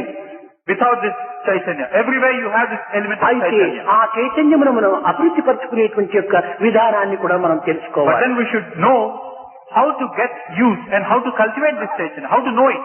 ఇక్కడ మైక్ ఉంటుండాలి. Here is a mic. నేను మాట్లాడేక ముందుగా దాన్ని ఆనులో పెట్టినప్పుడే నా పదములు మీకు వినిపించడానికి వీలవుతుంది. Now before I start speaking, I must switch it on. Then you can hear my words. కానీ దాన్ని ఆఫ్లో పెట్టుకుని నీ ఎంత గట్టిగా మాట్లాడినప్పటికీ నీకేమాత్రము వినడానికి వీలు కాదు. If I keep it in the off position, the switch, and let me talk any amount of thing louder, you can't hear it. అదే విధంగానే మనలో ఉండినటువంటి చైతన్యాన్ని మనం ఏ స్థాయి లోపల తీసుకుని పోతే దాని యొక్క ఫలితమును మనం అందుకోగలము అనేటువంటి విధానాన్ని కూడా మనం తెలుసుకోవాలి. So also this Chaitanya is there very much latent in you. You should know the know-how as to how to raise it to a state of దీనికి ఒక realization. చిన్న ఉదాహరణము. Here again is a small example. మన జోబిలో ఒక అగ్గిపెట్టె ఉంది. Now in our pocket you have a matchbox. ఈ match box లోపల match sticks కూడా ఉంటున్నాయి. In this matchbox you have the matchstick. కానీ జోబిలో వేసుకున్నప్పటికీ కూడాను ఆ మ్యాచ్ బాక్స్ కానీ మ్యాచ్ స్టిక్స్ కానీ మన బట్టలు ఏమాత్రము కాల్చడం లేదు. Now, though this matchbox has got this matchstick and it's very much in your pocket, no harm is coming to you. కానీ ఆ మ్యాచ్ బాక్స్ తీసి, But you remove this matchbox from your match pocket sticks తీసి, and also remove the matchstick. ఆ అగ్గి పుల్ల అగ్గి పెట్టెతో రెండు కలిసినప్పుడే అగ్గి అభివృద్ధి అవుతుంది. Strike the stick against the box and then you have fire. అవ్యక్తంగా ఉండినటువంటి అగ్ని మనకి ఏమాత్రమూ అపకారం చేయలేదు, Now, this fire was very much latent in it, but it never did any harm లేక to us. ఉపకారము చేయలేదు. It did not do any harm, nor did it do any good to us. కానీ ఈ రెండింటి యొక్క సాధన చేత వ్యక్తమైనటువంటి అగ్ని ఉపకారము చేయవచ్చు, అపకారము చేయవచ్చు. But now this fire which has manifested itself in the process of striking the stick against the box could cause you harm, could do you good. కనుక దీనిని ప్రయత్నం ద్వారా సాధించినటువంటి దానిని అనుభవించేటువంటి యొక్క విధానం కూడా మనం So తెలుసుకోవాలి. here you have made an effort to get that which is latent, and now you should know how to use it. That is what మన must happen. దేహమే అగ్గి పెట్టే, So here the body is like the matchbox, మన దివ్యత్వమే దీని యొక్క పుల్ల. and the divinity is like a matchstick. కనుక ఈ రెండింటిని ఆచరణ ద్వారా మనము లంఘించాలి. Now these two should be manifest through the process of our conduct. The way we అప్పుడే do. మనకు పవిత్రమైనటువంటి ఆత్మతత్వం అర్థమవుతుంది. Only then can you understand this sacred entity of Atma. అయితే ఈ ఆత్మతత్వాన్ని లౌకికంగా ఉపయోగించుకోవచ్చును, పారమార్థికంగా ఉపయోగించుకోవచ్చు. Now this realization pertaining to the Atma could be used in an external way as well as in an internal అయితే inward way. మనము ఈ ఆత్మను పారమార్థికంగా ఉపయోగించుకోవటం ఉత్తమమా, లేక లౌకికంగా ఉపయోగించుకోవటం ఉత్తమమా? But this knowledge of the Atma, do we use it for things pertaining to the world or the world beyond? ఈనాడు మన సాధకులందరూ కూడాను ఒక తప్పు అభిప్రాయాన్ని కలుస్తూ ఉంటున్నారు. Today's sadhakas are under a misconception. అయ్యా, ధ్యానం ఎందుకు చేస్తున్నావు, జపం ఎందుకు చేస్తున్నావు, భజనలు ఎందుకు చేస్తున్నావు అంటే దైవత్వములో లీనమయ్యే నిమిత్తము అంటున్నాము. If you ask them a question, why are you doing jhana, japa or bhajan? Then they'll say, by way of merging in God. మానవత్వం నుంచి దైవత్వానికి మేము ప్రయాణం చేస్తున్నామని భావిస్తున్నారు. He feels, the sadhaka feels, that from this state of being a human being, he is traveling to ఇది the state of చాలా God. పొరపాటు. This is a highly mistaken notion. ఈ విధమైనటువంటి యొక్క అపార్థములు భావించుకొని ఈ విధంగా మనం సాధన చేయటం చేతనే తరముల నుండి కూడా మనం ఉన్న స్థానంలోనే ఉంటున్నాం. Because we have been harboring such false illusions, right from any length of time that you can think of, we are not able to progress. నీవు మానవత్వం నుండి దైవత్వానికి నేను చేరిపోవడానికి ప్రయాణం చేస్తున్నాను అనుకోవటం మానివేయండి. You better put an end to this feeling that you are traveling from the state of being a human being to the state of God. నేను దైవత్వం నుండి మానవత్వంలోకి ప్రవేశించాను అని తలుచుకోవటం ఉత్తమం. Rather than do this, it's much better to feel that from the state of Godhead, I have entered that of human being. దీనికి ఒక చిన్న ఉదాహరణ. Here again is small example. నీవు మానవత్వం నుంచి దైవత్వం లేకపోతే నీ మానవత్వం యొక్క గుణములు దైవత్వంలో కూడా ప్రతిబింబిస్తుంటాయి. Now if you say that you are traveling from being a human being to God, then in God, all that is human should be manifest and అయితే reflected. దైవత్వం నుండి మానవత్వంలోకి వస్తే మానవత్వంలో కూడా దైవత్వ గుణములు ప్రకటిస్తుంటాయి. So also if you get down from Godhead to the state of a human being, then all the godly qualities should be manifest in you. ఈ దైవత్వం యొక్క గుణములన్నింటినీ ఎక్కడికి పోయినప్పటికీ దాని స్వభావాలు మారవు. These attributes of God, wherever they may be, can never become changed. చక్కెరను నీళ్లను కలపండి, Sugar, mix it in water. కానీ తీపిగానే ఉంటుండాలి. It remains sweet. ఈ చక్కెరను పాలలో కలపండి, Mix the sugar in milk. కానీ అక్కడ దీని యొక్క గుణము మనకు ప్రకటిస్తూనే ఉంటుంది. There also it is sweet. ఈ చక్కెరను కొండి తీసుకుని వెళ్ళి పిండిలో కలపండి, ఆ పిండి కూడాను మాధుర్యంగానే ఉంటుండాలి. Or take the sugar, mix it in flour, the flour also tastes sweet. దీనిని ఉపనిషత్తులు పిష్టాది గుణ సంపర్కాత్, దైవం యొక్క గుణమును పిష్ట అనేటువంటి జగత్తులో కలిపినప్పుడు జగత్తు కూడాను దైవ గుణంగానే మారిపోతుంది. So this is what is contained in this Upanishadic saying, that if you get God and mix it in this the world shows up the godly attributes. కనుక నా సాధనలన్నీ కూడాను దైవత్వం నుండి మానవత్వంలోకి వస్తున్నాను అనేటువంటి లక్ష్యం పెట్టుకున్నప్పుడే దైవ ప్రవర్తన, దైవ భావము, దైవ సంపర్కము ఇలాంటివన్నీ కూడాను పెంపొందింప చేసుకోవడానికి అవకాశం ఉంటుంది. So when you have this firm feeling that from a state of God you are traveling to that of human being, will you be able to project and reflect all that is godly, all that is noble? అట్లు కాకుండా మానవత్వం నుంచి నేను దైవత్వంలో ప్రవేశిస్తున్నామంటే ఈ పాత రోత మానవత్వం గుణములంతా కూడాను దైవత్వంలో కూడాను ప్రకటిస్తాం. On the other hand, if you say that from being a man you are traveling to God, all that is undesirable in man, you are taking it with you. కనుక ప్రతి ఒక్కరు కూడాను దైవత్వం నుంచి దిగినటువంటి వారే కానీ మానవత్వం నుంచి దైవానికి ప్రయాణం చేసేవారు కాదు. So everyone is one who has descended from God. It's not the other way about. You are going to. ఎక్కడి నుంచి వచ్చారో తిరిగి అక్కడికి మీరు వెళ్ళాలి. So where you have come from, you should proceed to the place. దీనినే భాగవతము ఎచ్చట పుట్టే నచ్చటికి నేగుట నైజము ప్రాణికోటికి. సముద్రం నుంచి ఆవిరై పుట్టినటువంటి జలము మేఘములుగా రూపొంది వర్షంగా వర్షించి నదుల్లో ప్రవహించి తిరిగి సముద్రంలోనే లీనమైపోతుండాలి. Where you have come from, ultimately you must go back to that. This is the injunction contained of the Bhagavata. Like you have this water, from the ocean you have vapor, condensing into clouds, coming down in the form of rain, making up rivers, ultimately merging in the ocean proper. కనుక మీరు దైవత్వాన్ని ఏదో ఒక ప్రత్యేకమైనటువంటి దీనిగా మీరు భావించక దైవత్వం మీ అంతరాత్మగా భావించుకొని మీ సర్వసాధనలు ఎందుకును దైవమైనటువంటి భావం చేతనే సర్వకర్మలు ఆచరించినప్పుడు సార్థకమవుతాయి. So do not regard God as something separate and distinct from you. God is very much within you. All that you need to do in the form of your sadhanas is to come to this supreme understanding. కనుక ప్రకృతియే మనకు అన్ని విద్యలను చక్కగా నేర్పుతూ ఉండాలి. So here is this nature teaching you a varied types of. జాతి భేదము లేక జనులకు ఆశ్రయమిచ్చి సర్వ సమత్వము చాటు తరులు. ఈ చెట్లంతా కూడాను ఎంత సమత్వాన్ని చాటుతున్నాయి. There is no basis, there is no distinction on the basis of caste or creed. It helps to give protection and shelter. These are the three. కనుక nature is the best teacher. So it has been said, nature is really the best teacher. కనుక ఈ యొక్క ప్రకృతి యొక్క భావం అనుసరించి ప్రకృతి యొక్క తత్వాన్ని మనం హృదయం నందు ప్రతిష్ఠింప చేసుకొని మన కర్మలను సాత్వికమైన పవిత్రమైనటువంటి గుణముల చేత ఈ తెలివితేటల్లో ప్రవేశింప చేసుకోవాలి. So taking a look at nature, regarding it as our own teacher and trying to understand and learn all that nature has to offer, in turn trying to put it into a good proper way, that should be our aim. నిజముగా ఈనాటి విద్యార్థులు ఎంతో సున్నితమైనటువంటి వారు. Today's students are very tender. వారి యొక్క హృదయాలు చాలా పవిత్రమైనటువంటివి. Their hearts very pure. అలాంటి పవిత్రమైనటువంటి యొక్క దీని యందు మనము పవిత్రమైనటువంటి యొక్క బోధనలే చేయడానికి ప్రయత్నించాలి. So that which is basically pure and sacred, try to give something which is sacred and pure. కానీ ఈనాటి విద్యార్థులు కానీ అధ్యాపకులు కానీ జీతం కోసం మేము ఈ విధమైన పాటు పడుతున్నామని భావించవచ్చు. But then today's students or teachers might say, for the sake of getting a salary, we are doing this job. కానీ మన బాల వికాస్ అధ్యాపకులంతా కూడాను జీవితం కోసం పాటుపడేటువంటి విద్యను బోధించాలి. But our Bal Vikas teachers should aspire for the sake of life as such, not for jita or salary. మన యొక్క అధ్యాపకులు ఏ యొక్క ఫలితములు కూడా ఆశించి కానీ చేసేటువంటి యొక్క సేవలు కాదు. Now our teachers, whatever they do, it's not for the sake of trying to derive some benefit. వాళ్ళు ఒక్క ఆశను మాత్రమే ఆశించి చేస్తున్నారు. They have only one desire. అదే దైవానుగ్రహం కావాలి. And that is the grace of God for them.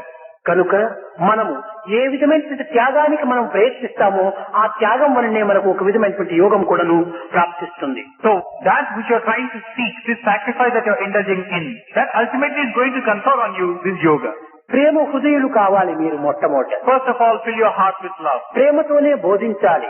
With this medium of love, teach something. ప్రేమతోనే శిక్షించాలి. It's only through the medium of love should you punish also. ప్రేమతోనే పిల్లలను పెంచాలి. It's only through love that you must bring up children. కనుక ప్రేమతత్వాన్ని పెంచుకొని ఈ దివ్యత్వమైనటువంటి దైవత్వాన్ని దర్శించడానికి ప్రయత్నించండి. So let this love be the guiding star and then reach out to the divine.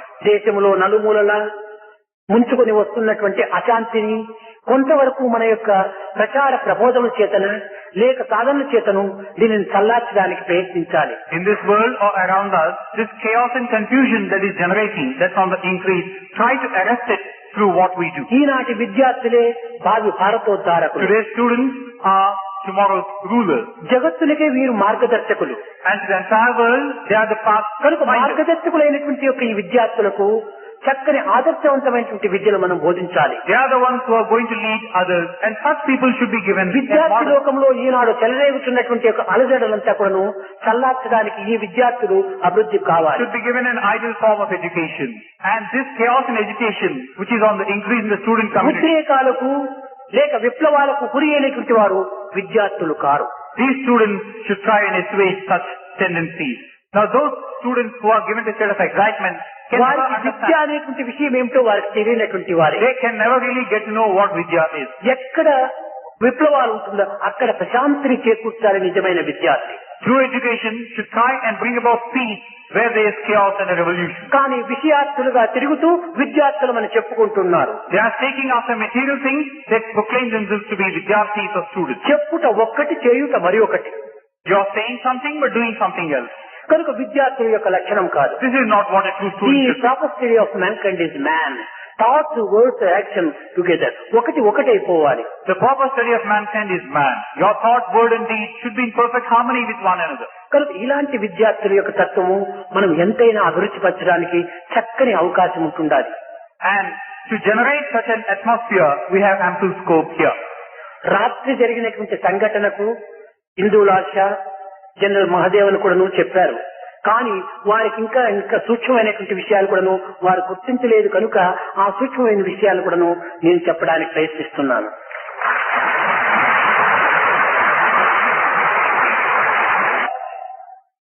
What happened last night has already been told to you by Indulal Shah and General Mahadevan. But then there are many things which they are not aware of. So I am not venturing out to talk to you about those things which they are not aware of. ఉండినట్టు ఉండి ముంచుకొని వచ్చింది గాలి వర్షము. All of a sudden, without any notice whatsoever, వేసిన శామ్యాలంతా కూడాను కూలిపోయినాయి. came this rain and wind and the shamyanas. కానీ శామ్యాలో కింద ఉండినటువంటి పిల్లలందరూ కూడాను ఆ యొక్క శామ్యాలో ఇరుక్కున్నారు. Now these children which were sitting under the shamyanas were literally దాని కింద ఉన్నటువంటి యొక్క ఈ విద్యార్థులు ఏం చేస్తున్నారు? అయ్యో అమ్మా అప్ప అనేటువంటి ఈ పిచ్చికేకలు వేయలేదు. were trapped under the shamyana. What were these children doing? They were not wailing aloud or lamenting, Ayo, Amma, Appa, calling out mother and father. They did not indulge in this. కొంతమంది సాయిరాం అంటున్నారు, కొంతమంది భజన చేస్తున్నారు. Some were calling out Saira and some others were doing bhajan. Srinivasulu వెళ్లి కంగారుతో వాడను పలుకరిస్తే, don't fear uncle. When Srinivasan went and started consoling them, they said, don't fear uncle. Uncle, no fear, don't worry. మేము adjust చేస్తున్నాము, మేము ఆనందంగా భజన చేస్తున్నాము, మీరు మా నిమిత్తమే మీరు ఏమాత్రము కంగారు పడనక్కర్లేదు. Don't fear uncle, don't be afraid. You don't have to have any worry on our accord. We are very happy. We are doing bhajan. మేము అడ్జస్ట్ చేసుకుంటాం, మీరేం తొందరపడకండి. And we will certainly make any adjustments that we have to be doing. So don't exert yourself. ఈనాటి విద్యార్థులు పెద్దవారికి బోధించేటువంటి పరిస్థితి ఏర్పడుతుండాలి. So here you have a case where these young students were handing out a lesson to the elders. ఈనాడు మన బాల వికాస్ విద్యార్థులందరూ కూడా నిజముగా ఒక్కొక్క ఇంటిలో కూడా పోతే తల్లిదండ్రులకు బోధిస్తున్నారు.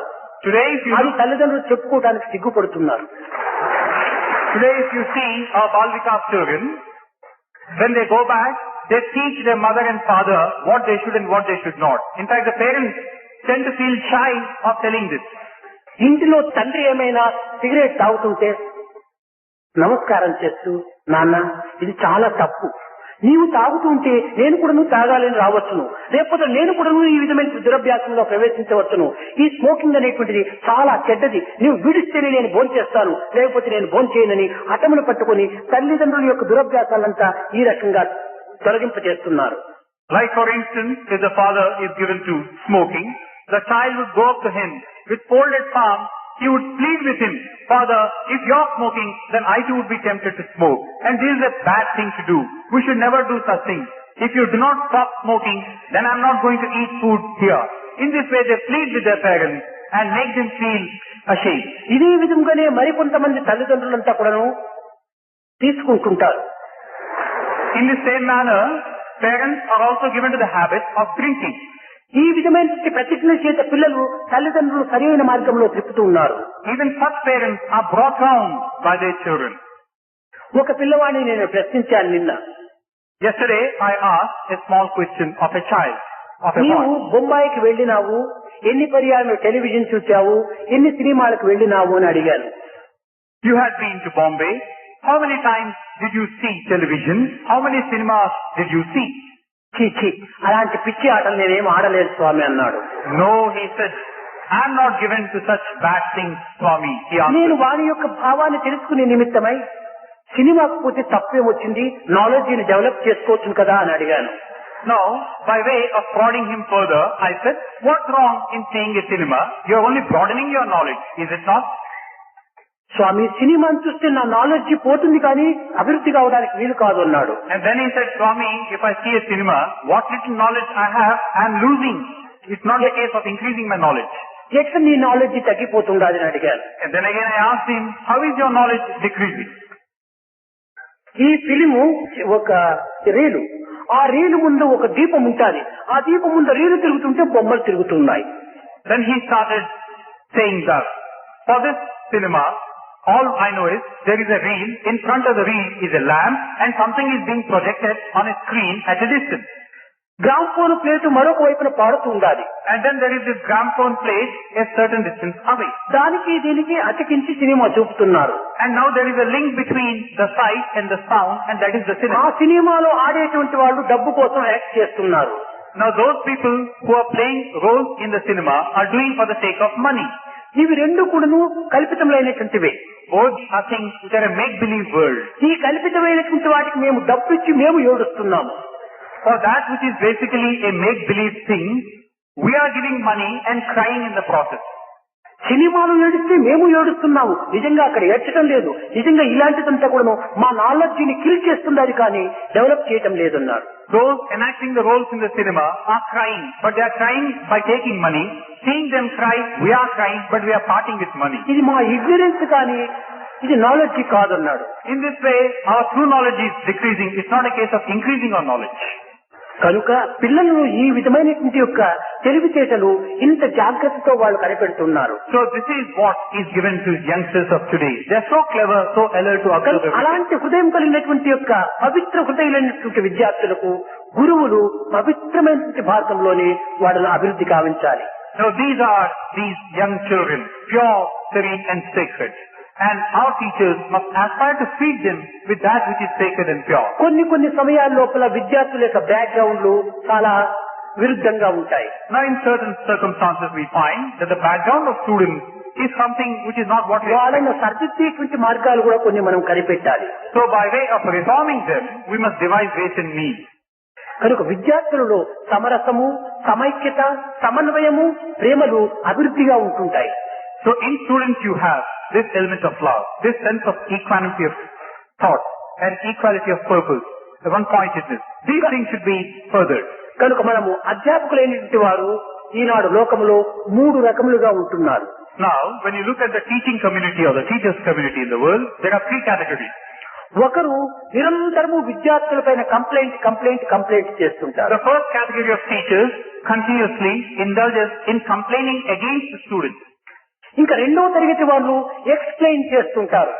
The second type spends its time in explaining things. మూడవ తరగతి వారు ఇన్స్పైర్ చేస్తారు. The third type of teachers inspire. కానీ మనము ఇన్స్పైర్ చేయడానికి అంత శక్తి లేకపోయినా కానీ ఎక్స్ప్లెయిన్ అన్నా చేయండి, కానీ వాళ్ళలో కంప్లైంట్ మాత్రం చేయకండి. Now you may not be endowed with the caliber of inspiring others.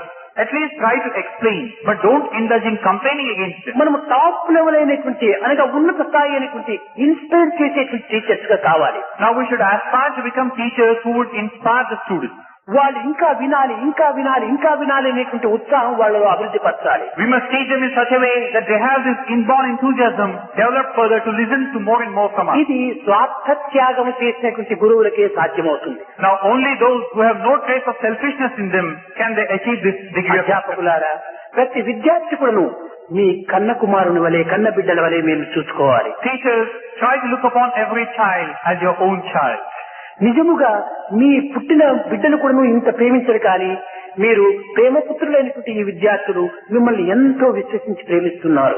It might happen that your own children may not love you so much as these children, where there is this bond of love between you and them. లేకపోతే 5 సంవత్సరములు 6 సంవత్సరముల పిల్లవాళ్ళు హిమాచల్ ప్రదేశ్, పంజాబ్, హర్యానా, ఈ చండీగఢ్, ఈ యొక్క ప్రాంతాల నుంచి కూడాను, గుజరాత్, అనేక ప్రాంతాల నుంచి కూడాను తల్లిదండ్రులను వదిలి ఈ గురువులతో వచ్చారంటే మీపైన ఎంత విశ్వాసమో యోచించుకోండి. Now, otherwise, What is the cause for this? You have children here from Himachal Pradesh, Chandigarh, Gujarat and all other far-flung areas leaving behind their parents and coming over here. What could be the cause for that? కనుక తల్లిదండ్రుల కంటే మిమ్మల్ని అధికంగా ప్రేమిస్తున్నారు. It only means that they love you more, the teachers, than their own parents. తల్లిదండ్రులకు కామపుత్రులు, మీకు ప్రేమపుత్రులు. Now, as far as the parents are concerned, these children are born of desire. Whereas for you, they are children of love. కనుక ప్రేమపుత్రులే ప్రధానమైనటువంటి వారు. So these children of love are the important ones. ఇలాంటి ప్రేమపుత్రులకు ప్రేమను బోధించి ప్రేమతత్వాన్ని చెరజమ్మి ప్రేమ స్వరూపులుగా తయారు చేసేటువంటి మార్గాన్ని మీరు చేపట్టాలి. So on this children of love of yours, shower on them love, sprinkle on them these waters of love, and let everything of love sprout in them and further it and make them one of love. Subrahmanyam Subrahmanyam Shanmukhanatha Subrahmanyam Subrahmanyam Subrahmanyam Shanmukhanatha Subrahmanyam Subrahmanyam Subrahmanyam Shanmukhanatha Subrahmanyam Subrahmanyam Subrahmanyam Shanmukhanatha Subrahmanyam Shiva Shiva Shiva Shiva Subrahmanyam హర హర హర హర సుబ్రహ్మణ్యం ఓం శివ శివ శివ శివ సుబ్రహ్మణ్యం హర హర హర హర సుబ్రహ్మణ్యం జయ జయ శివ శివ శివ శివ సుబ్రహ్మణ్యం హర హర హర హర సుబ్రహ్మణ్యం శివ శివ హర హర సుబ్రహ్మణ్యం హర హర శివ శివ సుబ్రహ్మణ్యం శివ శరవణ భవ సుబ్రహ్మణ్యం గురు శరవణ భవ సుబ్రహ్మణ్యం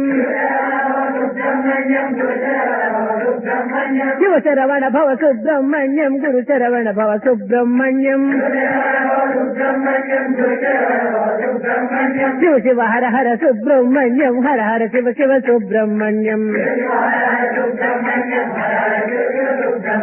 సుబ్రహ్మణ్యం సుబ్రహ్మణ్యం షణ్ముఖనాథ సుబ్రహ్మణ్యం ఓం శివ శివ శివ శివ సుబ్రహ్మణ్యం హర హర హర హర సుబ్రహ్మణ్యం జయ జయ శివ శివ శివ సుబ్రహ్మణ్యం హర హర హర హర సుబ్రహ్మణ్యం శివ శివ హర హర సుబ్రహ్మణ్యం హర హర శివ శివ సుబ్రహ్మణ్యం శివ శివ హర హర సుబ్రహ్మణ్యం హర హర శివ శివ సుబ్రహ్మణ్యం సుబ్రహ్మణ్యం సుబ్రహ్మణ్యం షణ్ముఖనాథ సుబ్రహ్మణ్యం జయ సుబ్రహ్మణ్యం సుబ్రహ్మణ్యం షణ్ముఖనాథ సుబ్రహ్మణ్యం ఓం సుబ్రహ్మణ్యం సుబ్రహ్మణ్యం షణ్ముఖనాథ సుబ్రహ్మణ్యం సుబ్రహ్మణ్యం సుబ్రహ్మణ్యం షణ్ముఖనాథ సుబ్రహ్మణ్యం సుబ్రహ్మణ్యం సుబ్రహ్మణ్యం షణ్ముఖనాథ సుబ్రహ్మణ్యం అసతో మా సద్గమయాం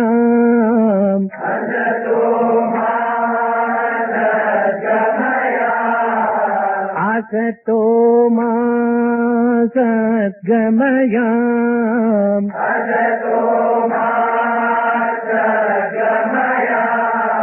తమసో మా జ్యోతిర్గమయా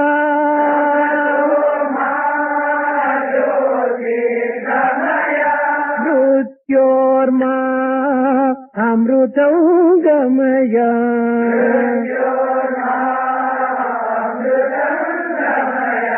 అసతో మా సద్గమయా అసతో మా సద్గమయా తమసో మా జ్యోతిర్గమయా మృత్యోర్మా అమృతం గమయా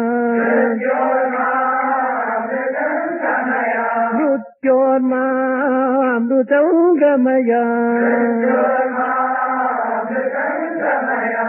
అసతో మా సద్గమయా తమసో మా జ్యోతిర్గమయా మృత్యోర్మా అమృతం గమయ